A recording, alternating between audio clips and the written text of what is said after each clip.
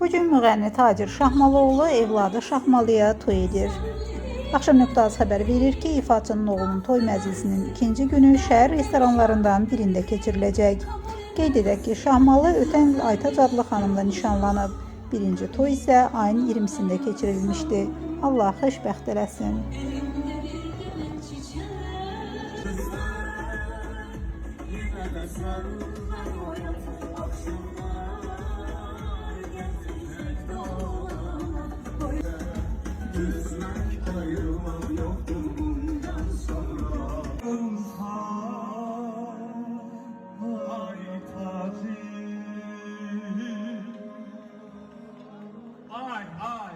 Ay, bu ne manzaraydı, bu ne güzellik.